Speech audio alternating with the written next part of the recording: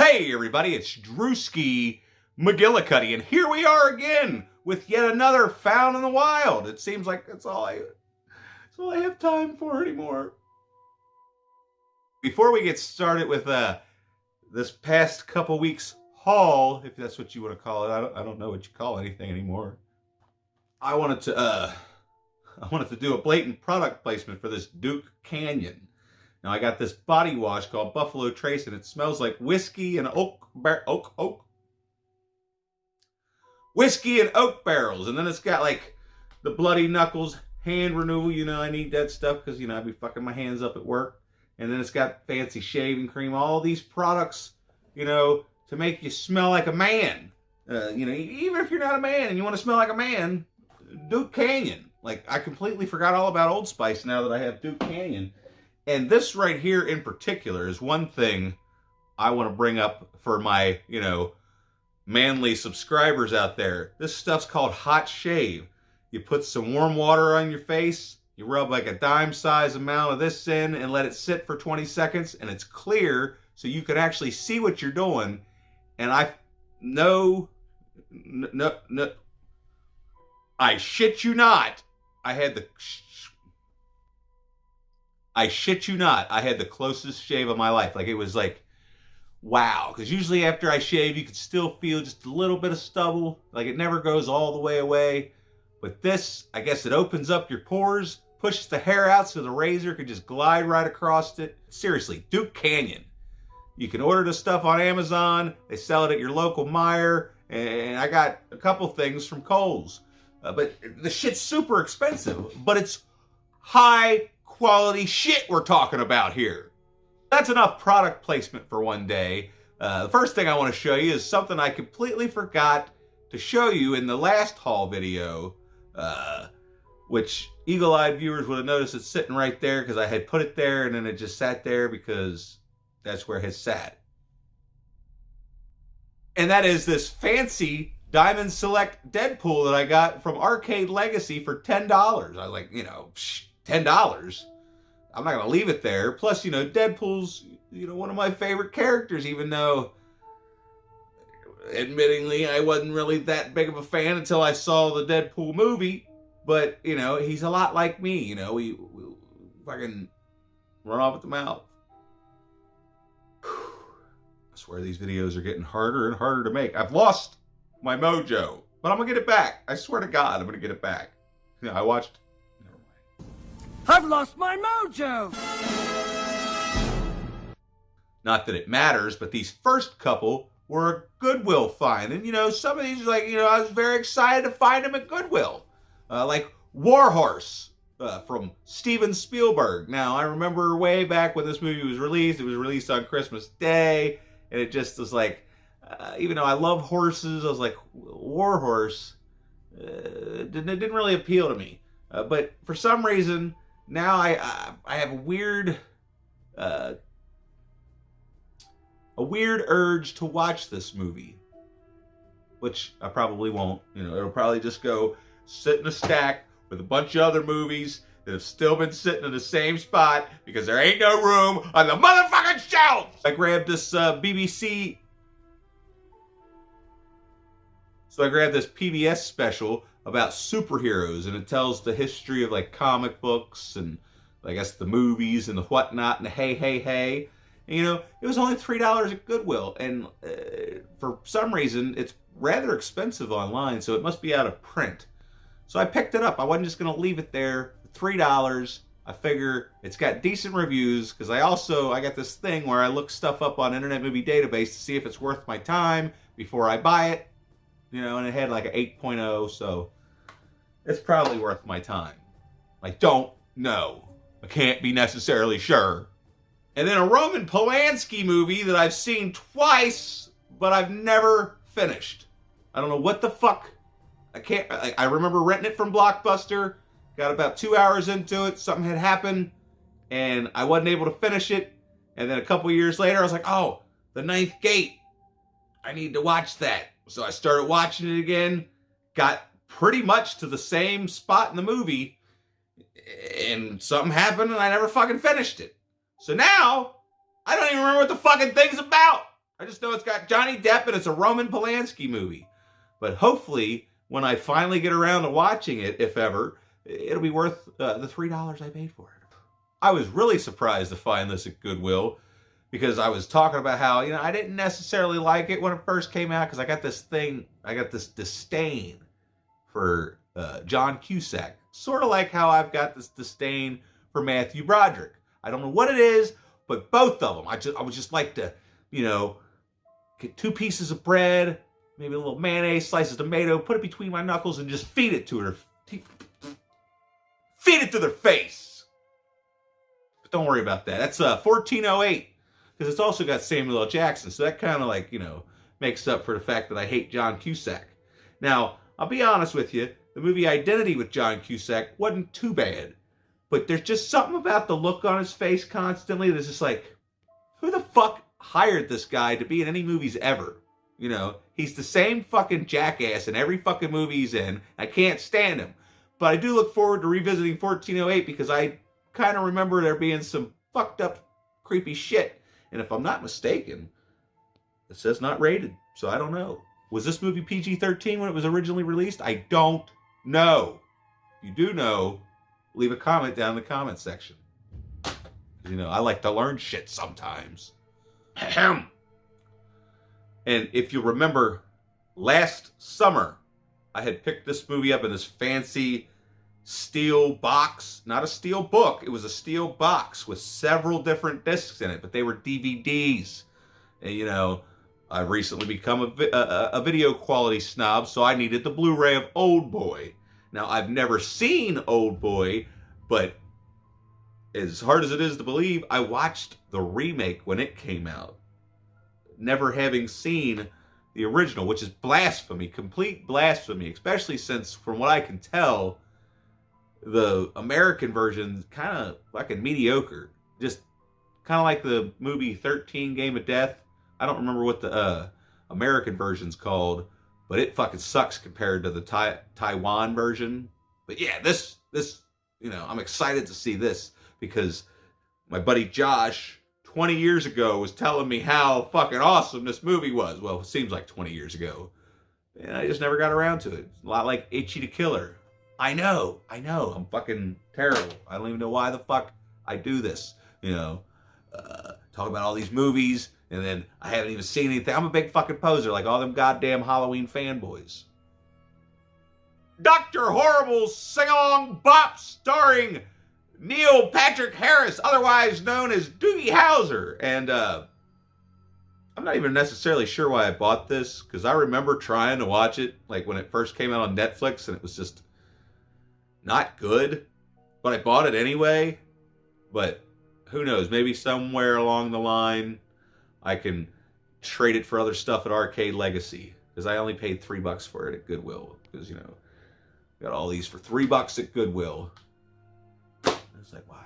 I know. Why would you pay $3 for something you didn't like? Because it sells for like $20 online, and I could probably go get at least 13, 14 for it at the arcade and trade it for other stuff. I don't know. This just happened to randomly be at Meijer, okay? And this movie has a Criterion Collection edition that's like $56, and it's like, oh, I don't know if I could pay that much. And I think the only difference is the Criterion has like all kinds of fancy special features. I just want to watch the fucking movie. So I bought Rosemary's Baby on Blu-ray because I got the regular old DVD, and I ain't seen this shit since 2008. So I figure it's time to revisit it because I remember, enjoying the hell out of this, even though I thought I wasn't going to like it because the movie's called fucking Rosemary's Baby, and it's about some lady who has a baby. But it's not just any baby. Something I don't fucking know. And then this next one, it's kind of hard for me because, I used to be obsessed with this shit. Like, I was going to get tattoos of all the characters, and I'm kind of glad I didn't because the show slowly wore out its welcome after maybe this season. And that's season 4 of Aqua Teen Hunger Force. I don't know what happened to this show, but somewhere along the line it lost its way. But the first 4 seasons are some of the...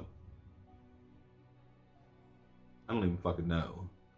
I don't even know what the hell the appeal about this was. But I was, I adored Meatwad.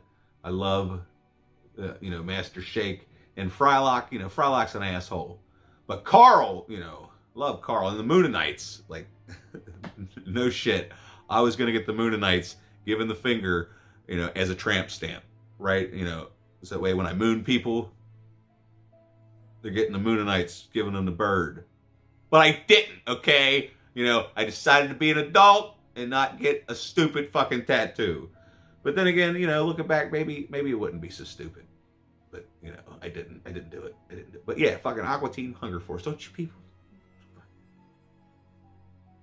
I found this because I had bought the original, still haven't popped it in. I remember seeing this in the theater before I realized that it was a remake to an original 80s slasher movie. But this is like a weird edition because it's called Sorority Row, some kind of Spanish words that I can't read. But it's Sorority Row, and it plays with English audio, so I can only assume that it'll be fine. It'll be okay. But yeah, I remember liking this. I don't know why I've never bothered to find it or watch it again. I remember there being some pretty cool kills in this movie. But then again, I was young and stupid, so what the fuck do I know? Because yeah, this fucking shit. I feel real dumb about this next one because I bought the DVD and I never popped the DVD in, and it's free on streaming, but for some reason, I felt compelled to complete my Rob Zombie collection with Lords of Salem. Of course, I still need to get El Super Beasto, but I've got really no interest in that fucking movie. But Lords of Salem, it's kind of intrigued me because a lot of people say it's nothing like any of his other movies. It's very chill and relaxed compared to like The Devil's Rejects, House of a Thousand Corpses, or the Halloween movies. And, I've got a love-hate relationship with Rob Zombie. I love most of everything he does, but then again, I hate it at the same time. I can't really explain it, but if you're a Rob Zombie fan, I'm sure you understand. Or if you hate Rob Zombie, I'm sure you understand. Like, you either love him or you hate him, or you sometimes both. I ain't gonna believe this shit. I've never seen Die Hard 2. And I have Die Hard 1 and Die Hard with a Vengeance and Live Free or Die Hard. But now I got all of them. And they're in this sleek little fancy case, which I would prefer to have them in their own individual packaging. This will save on shelf space. So, there's that. But yeah, I've never seen Die Hard 2. I don't know how that's possible. And I'm damn sure not going to watch the fifth one because I don't have time to watch terrible movies. Even though I was going to buy this terrible movie called, what is it called? The Devil Has Blue Eyes, or something about some Death Has Blue Eyes. It's got a 3.6. He had it for $16, Arrow release, and I was like, I bet Devon Graham would love that movie. I've been rambling on too long. We've finally gotten down to the nitty gritty. When I saw this next item, I got real excited because you'll see. I'm sure that most of you are roughly around my age, or you're at least 80s or 90s babies. I don't know. But there's these two games, one game in particular that I used to play the shit out of, and I could never get past a certain part. And it's like, I got, the Sega and the Super Nintendo and the games. I don't have time to hook them up and play them anymore. But I got this PS4 just sitting there, and now I can play them on the PS4 and probably still not be able to beat them. I don't know. Like, I don't even know if I've ever played more than the first two levels of Aladdin. I get all the way to the Elephant Graveyard in The Lion King, and then it's just like, why is this so goddamn complicated? This is supposed to be a fucking children's game! But, here they are being extremely hard games. But I look forward to, letting that sit in a fucking stack too. But if there's anything in this pile, or that pile, or that pile, or that shelf, that's not gonna get not watched, it's this motherfucker right here. I'm gonna watch this right fucking now. Now, will I review it? I don't know. This is like a hard movie to review because what can I say about this movie that you don't already know?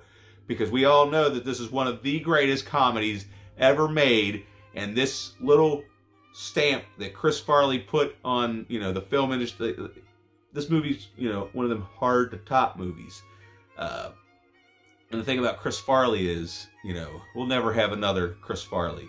He was one of a kind. He was a national treasure. And when he passed away, I locked myself in my room for 3 days and would not come out. I don't think I ate. I don't think I slept. I don't think I drank anything. I just sat in there and cried, thinking that I would never laugh again. But, now I can go back and watch Tommy Boy, and, I can still laugh.